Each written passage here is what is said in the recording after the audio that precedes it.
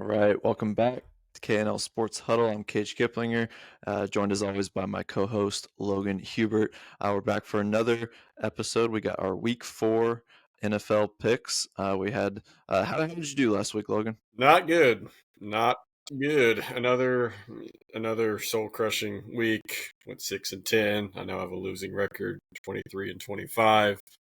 Did some soul searching after the Lions Ravens game. I went out into the woods and just sat there and just meditated, just thinking about what all I've got wrong and how to turn this train the right direction. And so, but we're here, week 4. So Yeah, I'm hey, new confident. week. Let's wipe the dust off and let's get to it.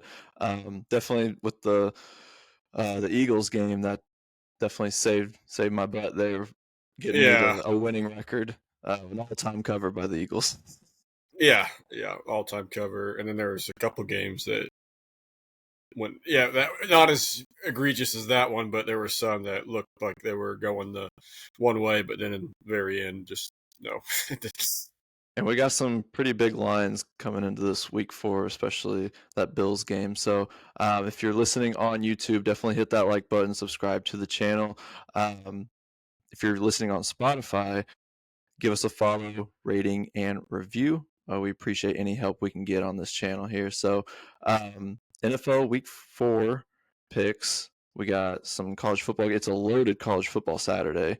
And then, of course, we finally have the Ryder Cup in golf. So pretty loaded podcast. So let's get right to our NFL picks. Let's not waste any time here. First game on the docket, it's Thursday Night Football, Seahawks at the Cardinals.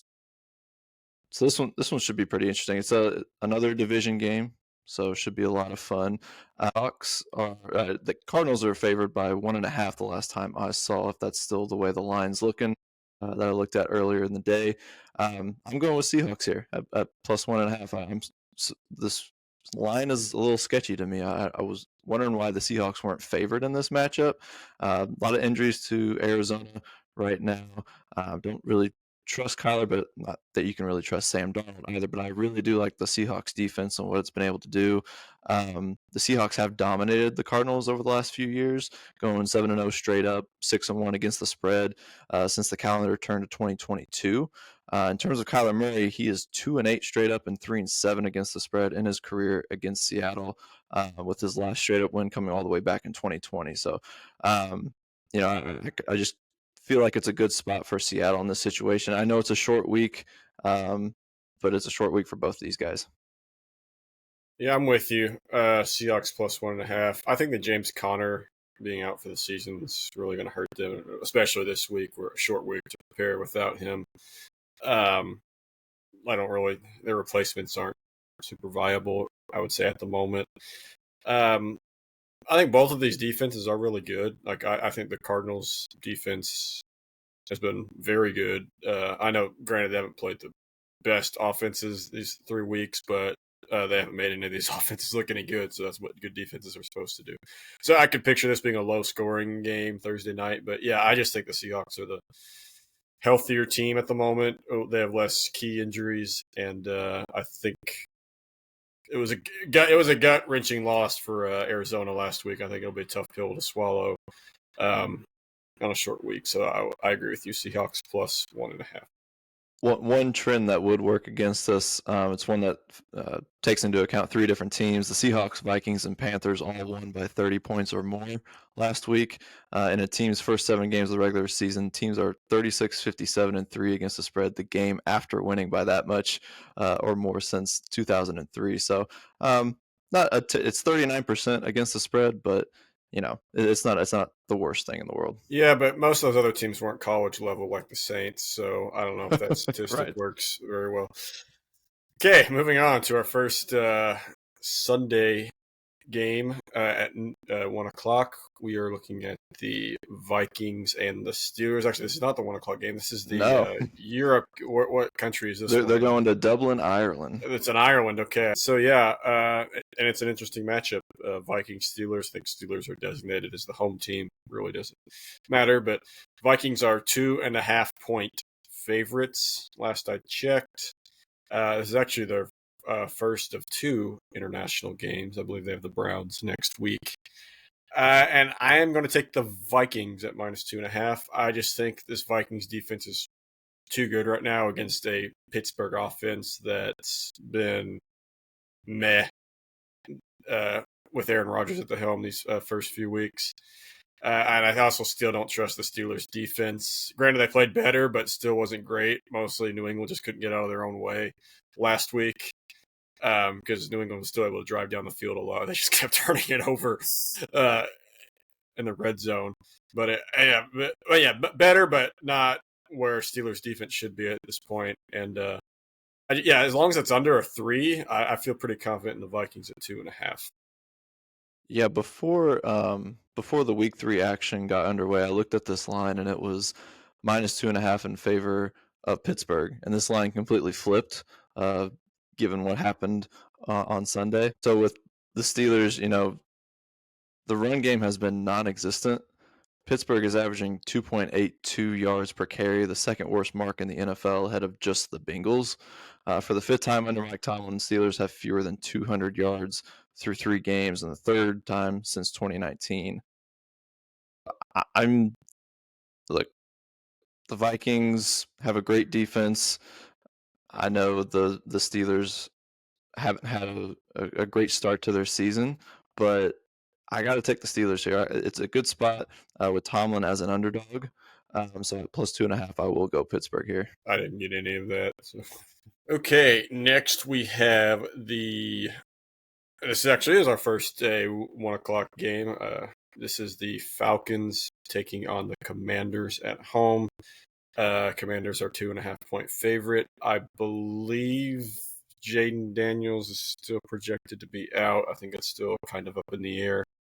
But this is an interesting one because the Falcons are coming off a absolutely terrible loss, arguably the worst loss of the year by anybody, getting blown out 30-0 by the lifeless Panthers. That's. You can only bounce back. You can only bounce up from that. You can't. And I think at home they're going to bounce back. They're also familiar with Marcus Mariota. I feel like, he was their quarterback just a couple of years ago. So and they're underdogs, home underdogs. So I'll take the Falcons +2.5. Mostly just because I feel like they hit a quick rock bottom after a good win over the Vikings. So I expect to bounce back here. I'll take Falcons +2.5. Yeah, I'm on the same page there with that. I got Falcons +2.5. If the Falcons close as home underdogs this week, they would fit a trend where teams to close as dogs after losing by 30-plus points since 2003. They're 115, 78, and 8 against the spread, which is 60%. If you look at teams who score 3 points or less in their previous game, they're 86, 61, and 5 against the spread, which is 59%. So since 2014. And like you said, the health of Jaden Daniels, definitely we don't think he's going to be starting next week. So I'm not going to trust Marcus Mariota to get him there. So Saints at the Bills is our next one. So this one's a huge line, the biggest one of the week, biggest one of the season so far at by far -6 too. Like I don't think by far. I think the Browns Ravens was 12 maybe. Yeah, 16.5. Over the last 5 seasons, Josh Allen and Buffalo have been double-digit favorites in 20 total games. They're only 8-10-2 against the spread, not including this week, the most in the NFL. So even though it's this big, I want to go Buffalo here. I've done this, I did this with the Ravens, with the Browns, and that they covered it. I like the big dogs in this situation, just or the big favorites in this situation. Big favorites have done really well this season, and I think it's going to continue. Yeah. The Saints, I feel like, showed us who we kind of thought they were last week, going on the road for the first time and just getting absolutely manhandled by a good but not great Seattle team. Bills have longer rest. Since you said 16.5, that's what you saw it as, and that's what I'm seeing it now. Yeah, I like that below 17 number. So if it's 16.5, I will also take the Bills. Yeah, if it goes to 17, I would just stay away. Yeah. Would be my advice. But if you were itching to pick a side here, I would not put any money towards the New Orleans Saints.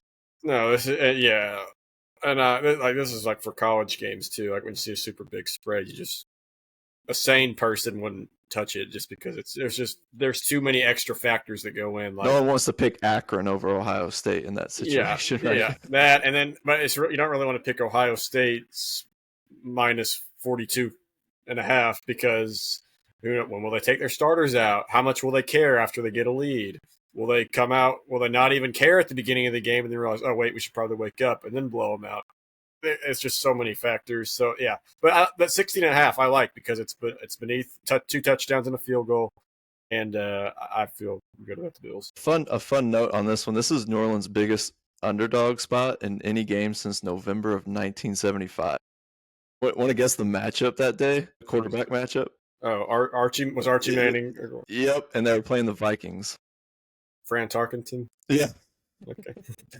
Yeah, that was they were 16.5 underdogs then as well. Mm-hmm. So Browns Lions, we got another big spread here, not quite as big, but at 8.5 the last I saw for this matchup here. It's another situation like, man, any other. If you asked me this game like as well as the Buffalo game like 3-4 years ago, I'd be slamming the underdogs in these games, just automatic.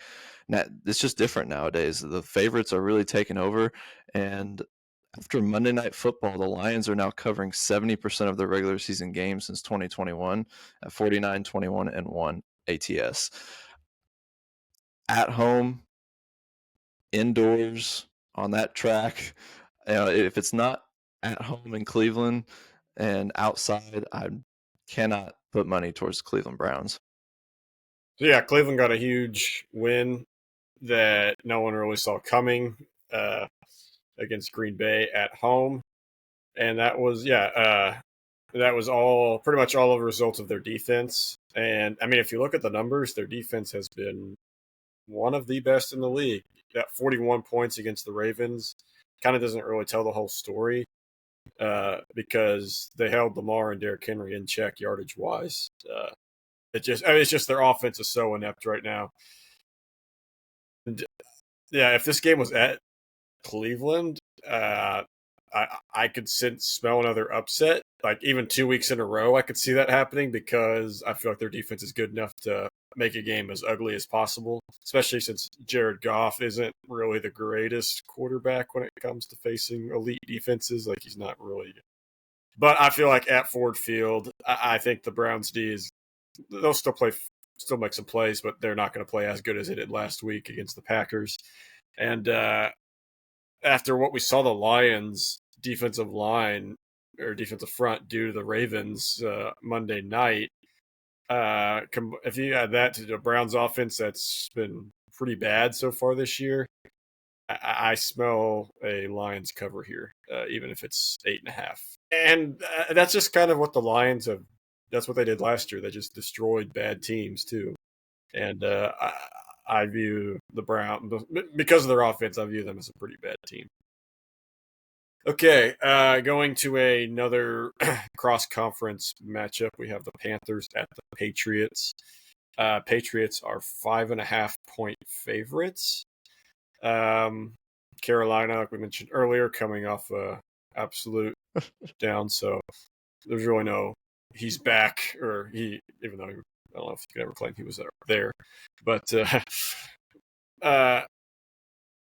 I think this is another weird one. This kind of reminds me of the one 2 weeks ago against the Cardinals. I'm going to go Patriots here. Patriots 5.5. The Patriots defense has been really good against the run this year. I believe, they're second against the run. So that means Bryce Young's going to have to make some plays on the road in Foxborough, and I just can't trust Bryce Young. And Drake May, he's been all right this year. Nothing too alarming, but he hasn't really stepped up too much. But I think he can handle a Panthers defense who I think had a week 3 outlier against the Falcons. Yeah, I'm not going to let I'm never going to overreact to anything the Panthers do, getting close to covering or blowing a team out. The Falcons were just awful. Penix was. I mean, you watch the game tape on him, and it's terrible. That's the worst game I've seen him play thus far, and definitely seeing a bounce back this week. But in this situation, I thought the line was a little too big towards the Patriots, considering they haven't really done much this season to make you think they're gonna dominate any game that they're there's no cupcake games for the Patriots. So I'm going to go Patriots here. For the fifth time in franchise history, the Panthers will face the Patriots away from home. In those previous 4 games, the Panthers were listed as underdog in each, and they covered the spread as an underdog all 4 times.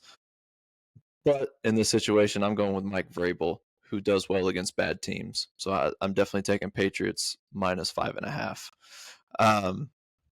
Moving on, we're going to go to the Chargers and Giants. So Giants have only scored 15 points in the 2 games that weren't against the Dallas defense.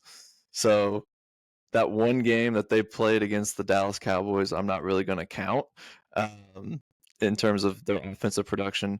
Plus, we just got news that Jackson Dart is going to be starting for the Giants, not Russell Wilson. So gives me more confidence that I'm going to go with the Chargers here at minus 6.5 is what I'm seeing it as.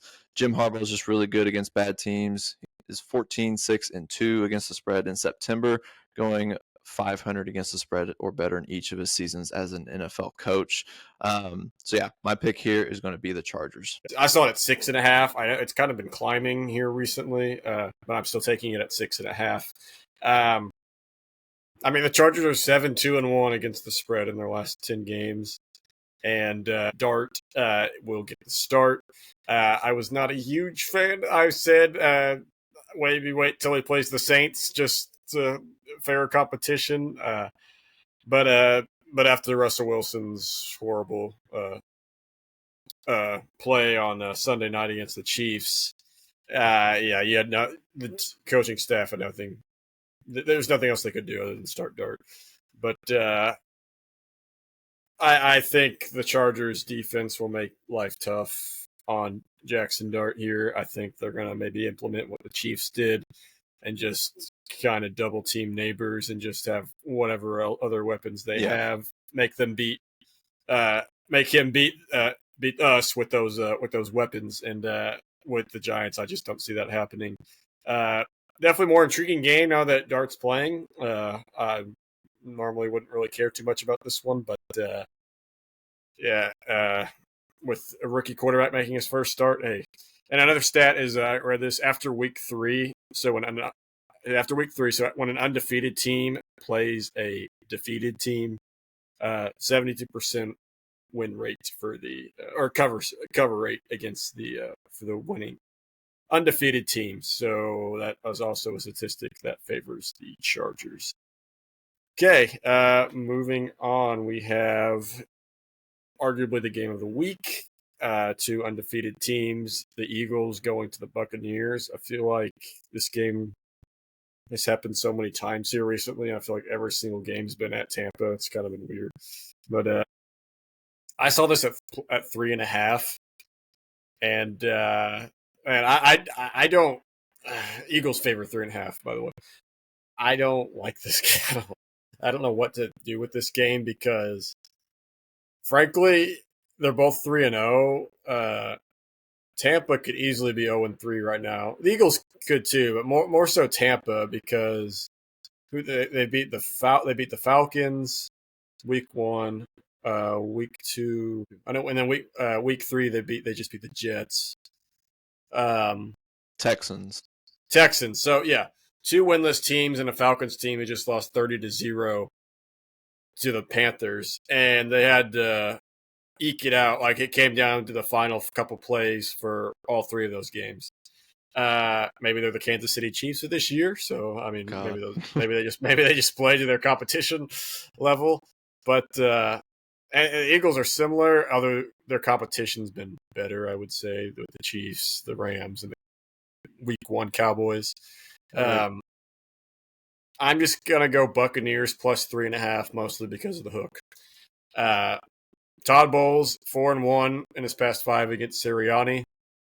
The Buccaneers, I mentioned this before in a previous podcast. They've kind of been the Achilles heel to the Eagles here over these last couple of years. I mean, that was their the last Jalen Hurts loss was to the Buccaneers last year. So I don't know if Buccaneers are gonna win this, but as long as that hook's there at 3.5, I think the value is with the Buccaneers here. Yeah, Baker's starting to look like Mahomes at the end of games. It's really weird the way it's been happening these first couple games of the year. But in Baker's last 2 games versus the Eagles, he has 5 touchdown passes, 0 interceptions, and has thrown for 684 yards in passing with a 60% completion percentage. So there's going to be lots of, I would say, what you would call public money coming in on the Eagles just because of what they were able to do coming back to beat the Rams in that fashion, and the way the Bucks have just kind of scraped by these first few weeks. So I definitely like the Buccaneers side here, especially with the hook. If it goes down to 3, it's more of a stay away. But definitely with the hook, I like the Buccaneers in this spot. One other thing to note is injury-wise for the Buccaneers, Mike Evans might be out, but possibly Godwin and their offensive tackle Tristan Wirfs could be back. I don't know if that's going to happen or not, but they're saying it might happen. So, yeah, one thing to note, but I'm still going Buccaneers. Yep. All right, we have a divisional matchup: Titans and Texans. So this line, 7.5, in favor of the Texans here. When I saw this line, I was a little taken aback because the Texans they just have not looked good at all this season, especially offensively. Offensively, yeah. Right. And overall, yes, the Titans are awful at covering the spread. Their misery shows no bounds. They are 3-17 against the spread in their last 20. But we said this about the Colts, right? Week 1, sometimes you're just due. And I think this is the spot where they're at least due to cover a spread. I mean, come on, at least make it close. The CJ Stroud in this offense can't do anything once they get to the red zone. They're 0 for 4 in terms of scoring touchdowns in the red zone. The only team in the NFL without a touchdown inside the 20. Yeah. This Texans defense has been all right. Their only complaint you could give them is that they haven't gotten some key stops late in games. But other than that, they've given their offense pretty much every opportunity to win all 3 of their games. The Titans looked miserable. I watched that game very closely against the Colts. Poorly coached. Their defense, which was strong at the beginning of last year and looked good in week 1, may have already regressed. And that's not good for a rookie quarterback who has shown flashes, has also thrown some boneheaded picks, but his receiving core has also not helped him. They drop a lot of passes. But, I mean, this is 2 0-3 teams facing against each other. The Texans are only favored by this much because of their reputation in the past couple of years of being a playoff team. But, yeah, the way the Texans' offense has looked lately, I just think this is too big of a spread. There's just too much unnecessary respect shown to the Texans here. So I will also take the Titans plus 7.5. Yeah, that 3-17 thing is awful. But this line is, yeah, I don't know. This is a weird game, a weird spread, weird all around. But should also probably be on the Comedy Central along with a Monday night game we'll talk about here. It's a corner TV game. It's a corner TV game. Yeah. But yeah, that's life in the AFC South for you. Okay, first evening game should be a good one. It's Rams and Colts. Looked like it would be a matchup between 2 undefeated teams until the Eagles stole that victory against the Rams on Sunday. But nevertheless, the Rams are still favored in this at home at 3.5. And as you know, I've picked against the Colts all 3 weeks, hopefully, and mostly because when I pick against them, they like to win. So So I will pick against them again. I'm going to go Rams -3.5 for two reasons. One, what I just described. Hopefully it jinxes that. But two, I actually feel this is my most confident pick against the Colts. Mostly because the Colts secondary, they lost Kenny Moore for a few weeks. And other than Shavarius Ward, like Xavier Howard, who was good a few years ago, he has not looked very good at all whenever he's been thrown at. And I just think this is a bad matchup for the Colts. I could picture Nakua.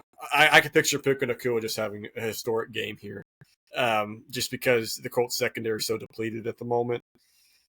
And there's the narrative that the Rams might be angry after their previous week and they're going to come out with a vengeance. Sometimes I don't buy that narrative. Like, I feel like that sometimes the opposite comes completely true.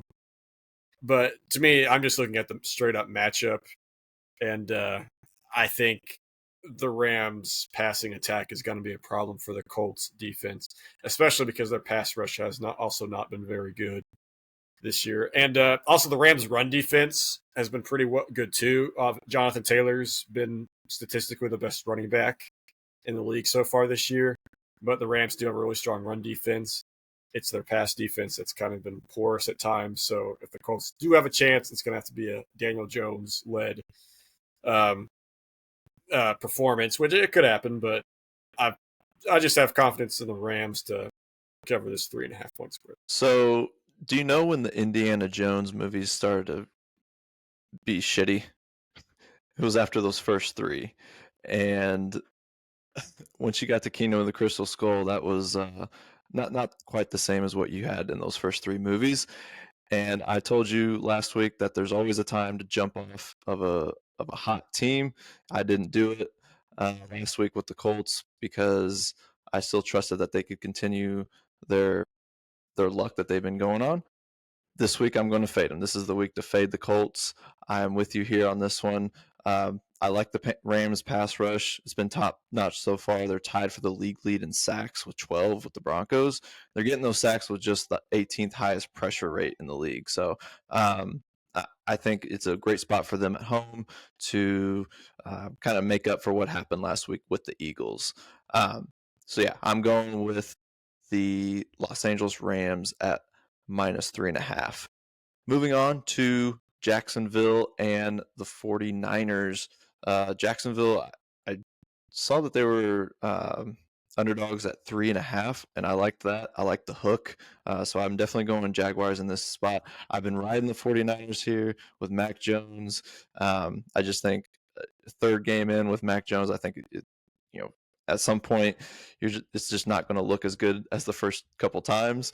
And the 49ers now placed Nick Bosa on season-ending IR after a torn ACL.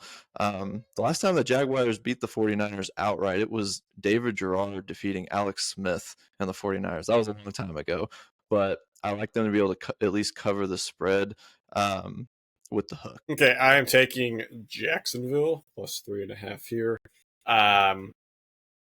So we just learned Bosa will be out for the rest of the year. And I'm not. This isn't saying Jacksonville's going to win. I just think 3.5 is a little too much because I don't think the 49ers are in a injury. Their injury status. They're not blowing anybody out with how many guys they have out right now. They can still got to win. I think they should be able to at home against Jacksonville, who historically has not played very well on the West Coast and haven't not beaten the 49ers since it was a matchup between Alex Smith and David Garrard. But yeah, and I think Jacksonville's respectable this year. I think Trevor Lawrence has still left a lot to be desired from his performance over the first 3 weeks. But for the most part, their defense has looked pretty legit. And you'd think it'd be about time because they've had so many top picks that they've spent on over the last few years on defense.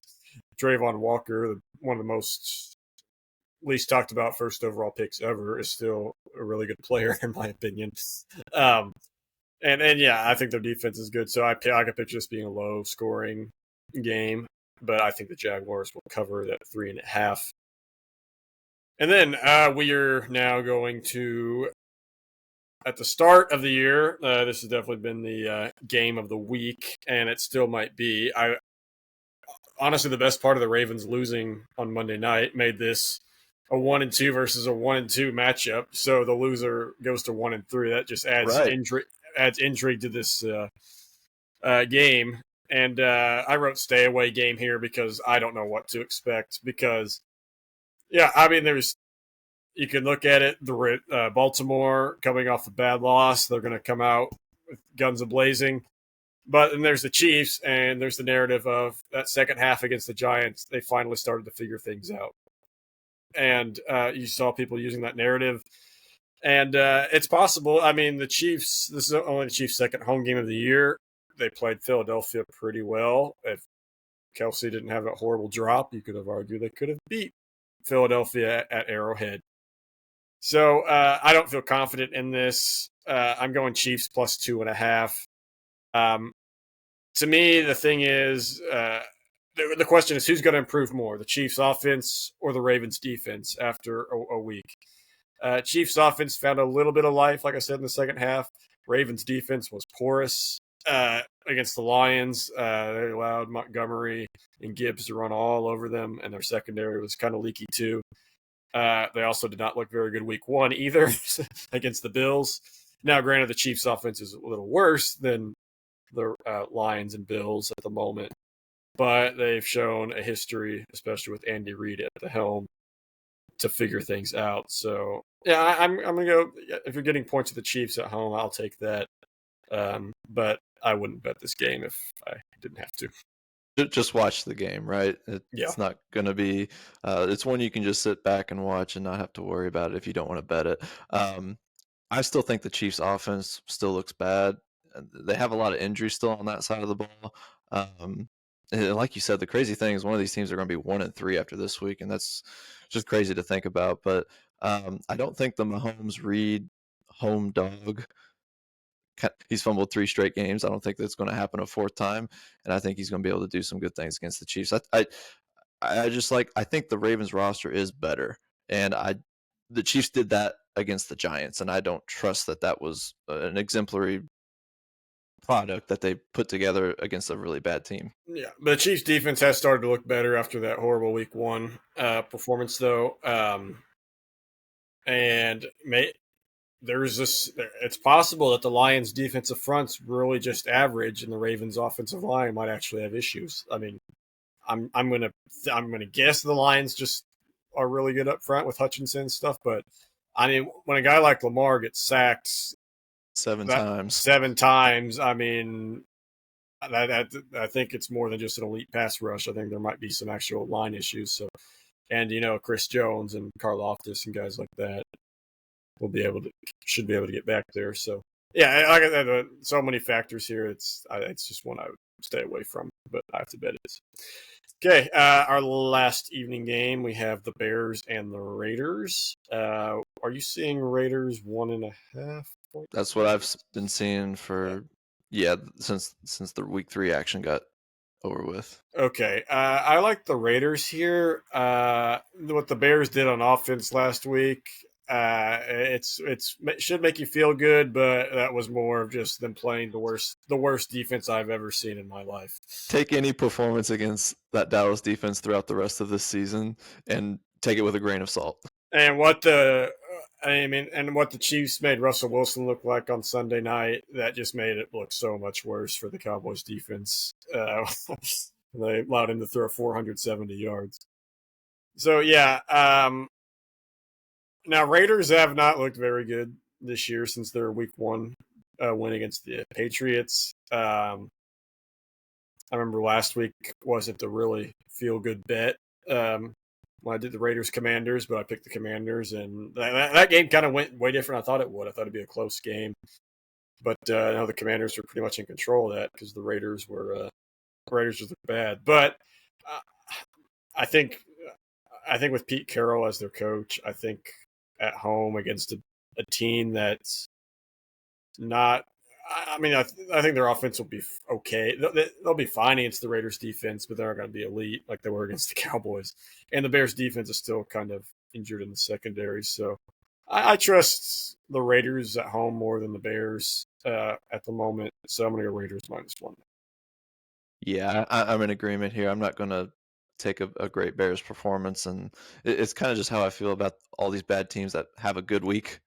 I'm just not going to, continue to hop on that. I have to trust that Max Crosby is going to be able to get to Caleb this week because it's, the Dallas pass rush is obviously not there. They don't have Micah Parsons anymore. So I'm going to trust that one of the best defensive ends in this game is going to be able to get to Caleb, and it's going to make his life a living hell back there. And then, yeah, just Geno, just don't do too much. I don't think they really have to do too much. He doesn't have to throw into triple coverage like he has the past couple of weeks, it feels like. But yeah, I think just if they stick to a very simple game plan, I think they can take this pretty easily, I think. All right. Sunday night football. This is a fun one. Might not be a great game. We'll just have to see, but it's a great drama. Micah Parsons with the Green Bay Packers coming back to Dallas after he was just traded away at the beginning of the season. So really, this is a revenge game. Cowboys are allowing career games from subpar QBs. So if you got Jordan Love coming into this one, I feel pretty good about Green Bay in this situation. They're coming off a tough loss to Cleveland. Green Bay has dominated the Cowboys in this matchup. They've won 10 out of 11 times since 2009, winning 5 in a row. And Matt LaFleur, he's 63% against the spread after a loss. Amazingly enough, we haven't seen the Packers play the Cowboys at night in prime time since 2010. So it's a rivalry 15 years in the making in prime times. Give me the Green Bay Packers at -6.5. Okay. I'm going Packers -6.5. As I mentioned before, Dallas's defense is one of the worst units I've ever watched. I feel like, particularly their secondary, but I mean the pass rush can't get to anyone either. And it definitely doesn't help that Green Bay came off a horrible offensive performance, so they're going to want to bounce back. I feel like this is like the worst kind of offense that this Cowboys defense could play against. Like if they're playing a team that had like one dominant wide receiver and like multiple wide receiver threes, I feel like they'd have a better chance. But the Packers just have so many low end wide receiver ones, wide receiver twos that loves throwing to. That I don't know. Packers won't. I mean, the Cowboys won't be able to cover them all. And this just looks like a terrible matchup. I'm sure you mentioned the Parsons thing. I mean, the narrative is he's out for revenge. I mean, he got what he wanted. I mean, he got out of there. So I don't know, but I'm sure he'll have a big game. Plus, the Packers have just owned the Cowboys through Aaron Rodgers' tenure, and then under Jordan Love, that's one torch that was passed. So, and as long as it's under a touchdown at 6.5, yeah, I like the Packers here. Okay, moving on to that other game I mentioned earlier about possibly being on Comedy Central. Cartoon Network's another possibility. I don't. Maybe the CW. Although the CW has had a few decent college games, so I won't disrespect them too much. But nevertheless, Jets Dolphins 2.5-point favorites. Last I checked, and both came off more respectable performances than the previous week. Jets had an opportunity. Well, Jets had the lead after the blocked field goal return, and the Dolphins had multiple, by far the best game the Dolphins have played until that Tua pick against the maybe the best team in the league, the Bills at Buffalo. Dolphins have longer rest, plus they're at home, and Tua just generally plays better at home than on the road. And they're both 0-3, so I'm going to pick the home team here. Dolphins -2.5. You know my feelings on the Dolphins. I hate this team, everything about them. But in this situation, I think this is the one time I may go with them. And they're not 0-17 bad. They're not. It's just they have a lot of issues. I like the number basically is all I feel good about with the 2.5. So yeah, I think they could win by a field goal pretty easily. It's just the Jets coming into town. The Jets are not very good when having to go down to Miami. Tua has beaten 4 different Jets QBs. He's beaten Joe Flacco, Wilson, Rodgers, and Boyle. so it's he's 5-0 straight up, 3-2 against the spread versus the Jets in his career. So yeah, we'll pick the Jets, or we'll pick the Dolphins, and hopefully the second of the Monday night doubleheader is better than this one. But that matchup is Bengals and Broncos, which last season this was a great matchup. It was towards the end of the year, had a lot of stakes for both teams. This year, after week 1, it would have looked like a good matchup. I'll say that. it would have. But with Joe Burrow going to be out for 3 months with the turf toe, got his surgery, so hopefully he can be back, and the Bengals will still be in playoff contention by the end of the year. Probably not, but in this situation, it's just a perfect get right spot for Bo Nix. Denver, last I saw, they were favored at 7 even. I can't in good conscience give out a Bengals pick here, even if I want to. If I want to hope and dream that they're going to be able to pull something off here, even with the 7, even with that number, what could give me hope is that Zach Taylor has coached 3 night games without Burrow. He's been an underdog in all of them, winning twice, once as a 10 and a 14.5 point underdog. So 7 should be a piece of cake, right? But last week with Jake Browning was not good. And it with the Russell Wilson news about him, being demoted from starting QB, there's already news of like potential destinations for him. Please, we do not want him, even if we sorely need him. I'll take Jameis Winston before I take him. So you took the Broncos? Yes, I'm taking the Broncos. Okay. I guess we only had one different pick, right? I think it was just Chiefs and Ravens was our only difference here, because I'm also taking the Broncos. Yeah, I mean, what the Vikings defense did to the Bengals offense was horrible from a Bengals perspective. And I can see the Broncos defense also doing that at Denver to Jake Browning.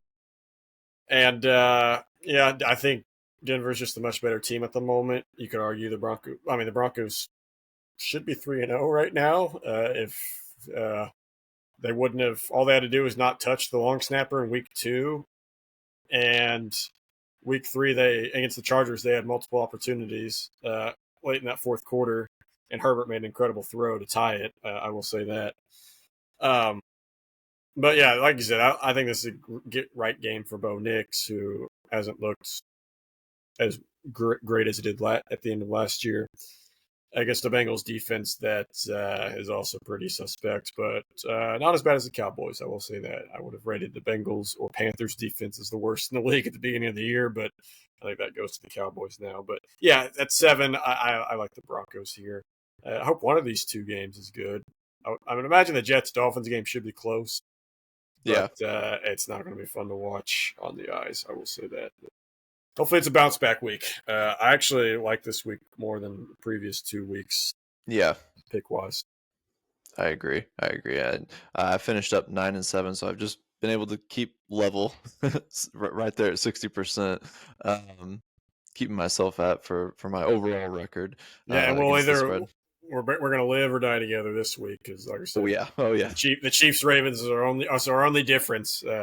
And even that, I was like, that was a stay away game for me. So even if I lose that, I'll say, well, I didn't want to bet it anyways.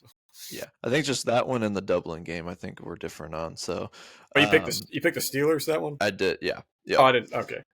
Yeah. So those are our picks for week 4 of the NFL season. We'll be obviously keeping track of that as we go along here, but we have some time here. Let's talk some college football before we get to the Ryder Cup. So a fun weekend last weekend of games, but what I really want to get to is this loaded Saturday that we have ahead of us here.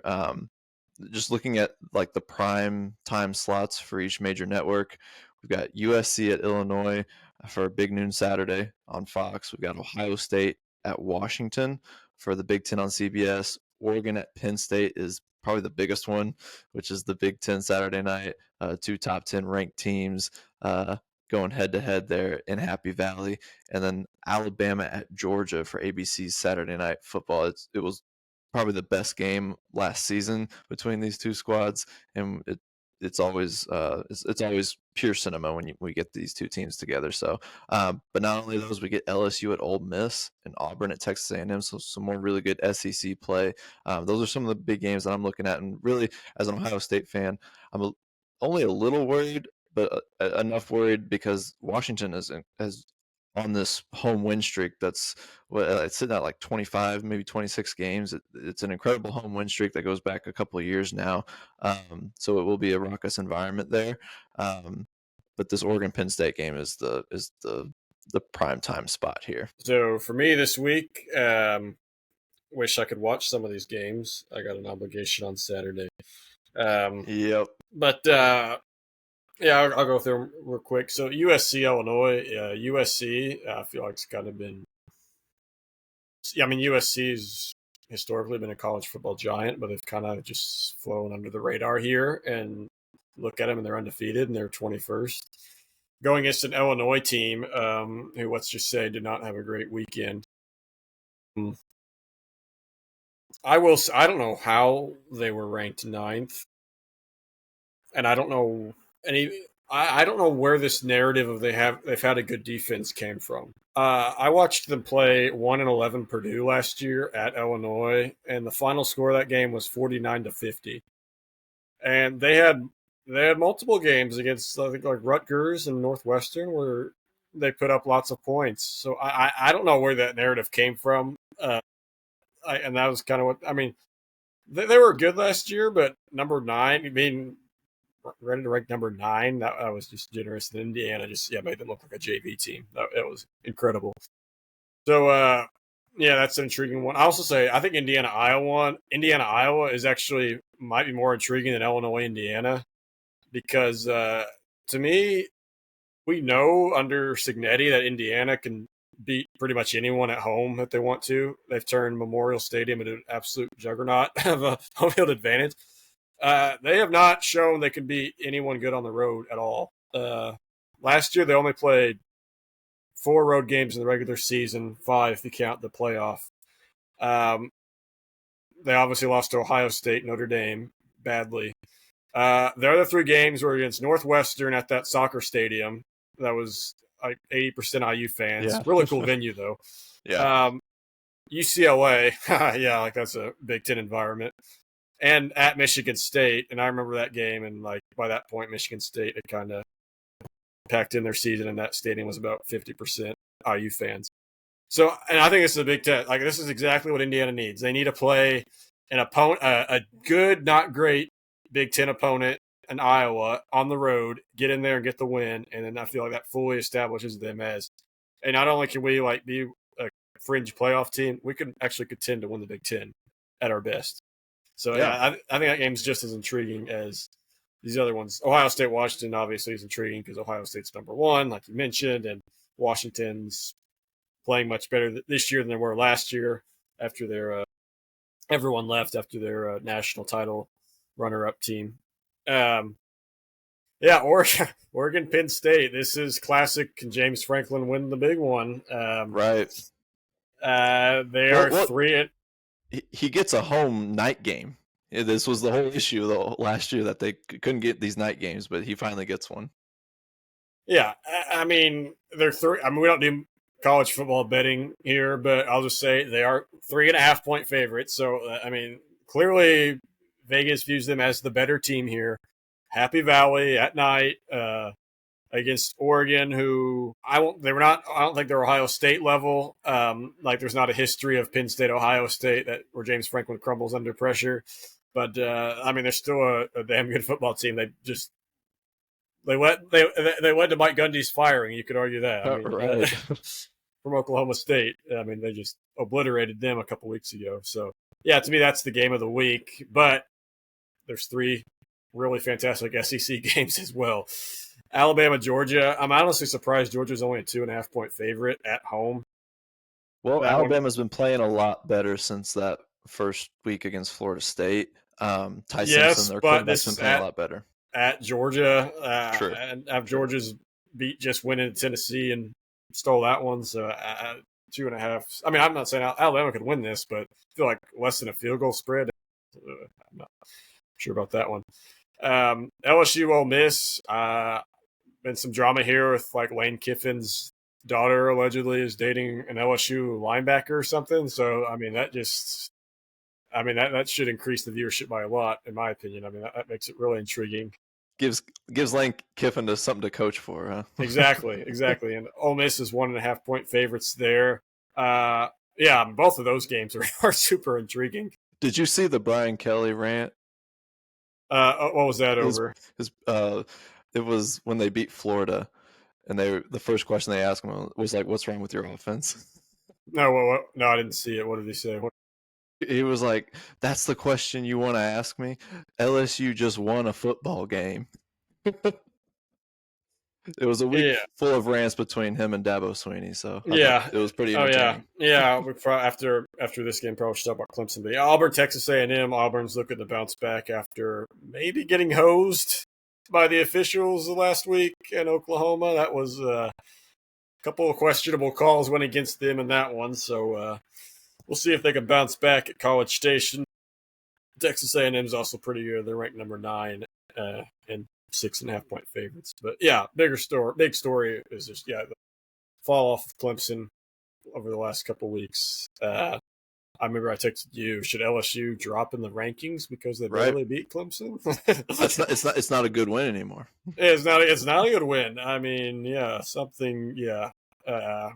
Dabo leave? Will he change his ways and the transfer portal and all that? Who knows? But they clearly need to do something because it's not like they're in a good conference. Like it's not like they're in the SEC where they won't have resume builder wins. Yeah. So yeah. Yeah, I mean Dabo said you can get rid of me. I'll go coach somewhere. He went off on a long rant that just he didn't need to do. He needs to just take accountability and say, yeah, we're not good. It's on me because this team's talented. Like they have the guys. So something clearly is wrong in the building with this team. And it's been a story about Dabo about his issues with not being able to tackle the transfer portal and get guys through that, which has become such a huge part of roster building now at the college level with NIL and everything. And, he kind of refuses to do that. So we'll see. This could be the beginning of the end for Dabo at Clemson, and Clemson's, reign as one of the best teams in the country as far as at least being an ACC power. Miami looks really good. Carson Beck seems to be rejuvenated playing for his new squad. So I could see definitely Miami taking that conference and going to the playoff, but we won't see the Clemson Orange in January football. So good weekend for college football. We're not going to be able to see a lot of them because, yes, I am getting married this weekend, and perfect weekend. We got Ryder Cup too, so let's get to the Ryder Cup. So really excited for this one. We haven't talked golf since I think the last major. It was the Open Championship back in July. We watch golf throughout the summer, especially the majors, and we talk about the majors on here, but this tournament just hits a little different. It features a team of 12 of the top European golfers going head-to-head against 12 of the best players from the U.S. And it's 3 days, match play competition. It's just a tournament that has a totally different atmosphere that not a lot of golfers are used to. It feels like you're playing on the road in a football stadium. So it gets loud, it gets proud, and it delivers a ton of drama and showcases a lot of top tier golf. And it's really just one of the premier events of the year.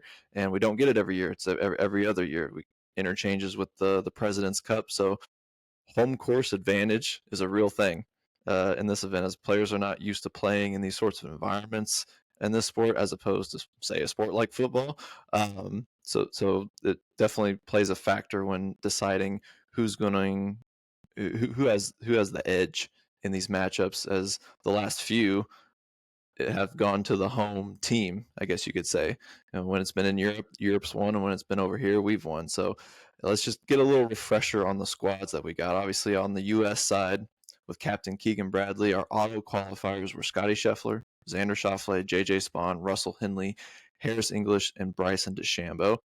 Keegan Bradley then picked Justin Thomas, Colin Morikawa, Ben Griffin, Cameron Young, Patrick Cantlay, and Sam Burns. Now on the European side, it's Captain Luke Donald, auto qualifiers at Rory McIlroy, Robert McIntyre, Tommy Fleetwood, Justin Rose, Rasmus Højgaard, and Tyrrell Hatton. And then his picks were then Shane Lowry, Victor Hovland, Matt Fitzpatrick, John Rahm, and Sepp Straka. So there's a little refresher on what we'll be looking at. Oh, Ludwig Oberg as well on that squad. So that's a little refresher on who we're going to be seeing. How do you like our chances in this one? Home field advantage is very important because, in my opinion, the European squad has more dudes than the American squad. While U.S. has world number one and Scotty Scheffler, Europe has a majority of the guys right after that, in my opinion. But like you said, was it 2012 or so? The last time Europe won in the United States, I think. Yeah, I think it goes that far back. Yeah. Yeah, and I guess Luke Donald was on that team. I believe Rose and McIlroy were probably also on that team. Maybe. Did not watch it in 2012, but No. But yeah, I can't pick against the U.S. since I'm born and raised in the USA, baby. But Proud. Yes, but they will. I mean, they're gonna have their hands full. I truly believe. So glad that it's not the Zach Johnson Country Club Bros coming team like it was 2 years ago. They got serious. I mean, Keegan's obviously taking it seriously. He didn't name himself on the team. He not a player captain. Just wanted to be the full captain. DeChambeau is going to be a huge boost in my opinion. I feel like he can. This is just the kind of atmosphere he can thrive off of. You just kind of have to have him. Yeah. But U.S. has a lot of inexperienced guys. I feel like, and it's going to be big because I believe Europe, everyone's played in the Ryder Cup except Højgaard, but he was there because his brother.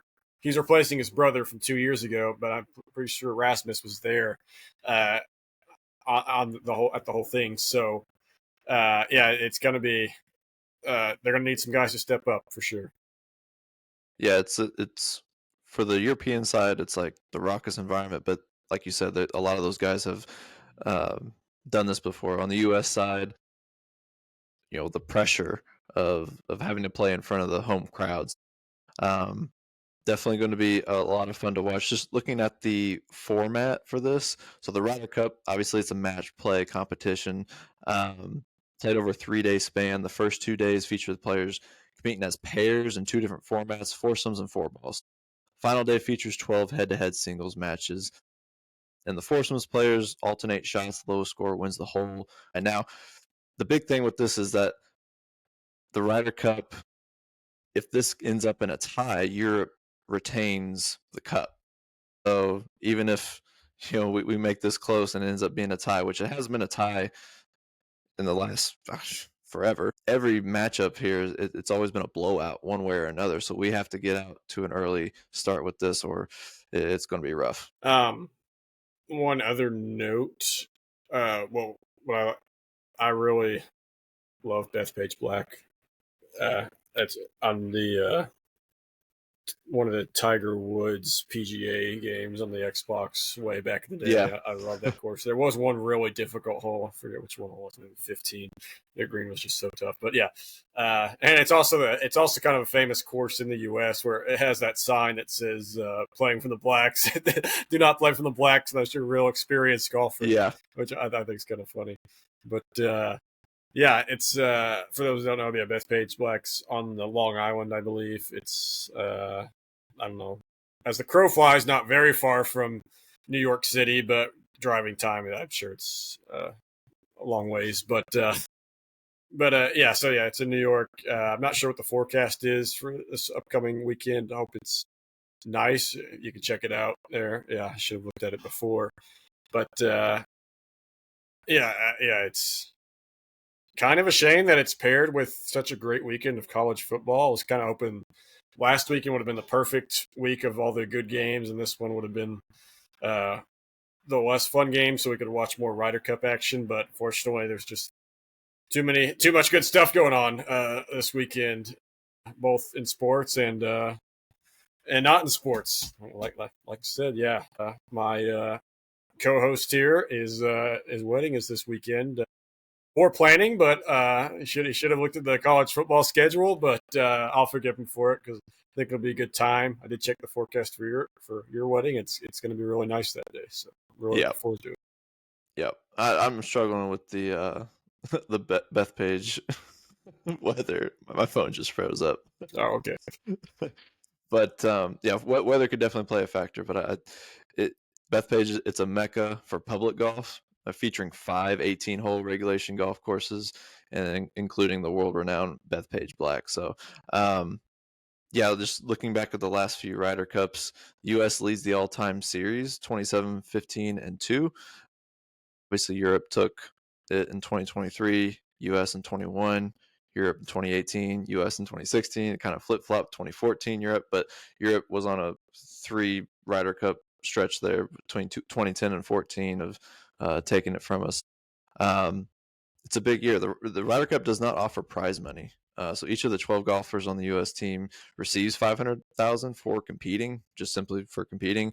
$300,000 of that going to charity.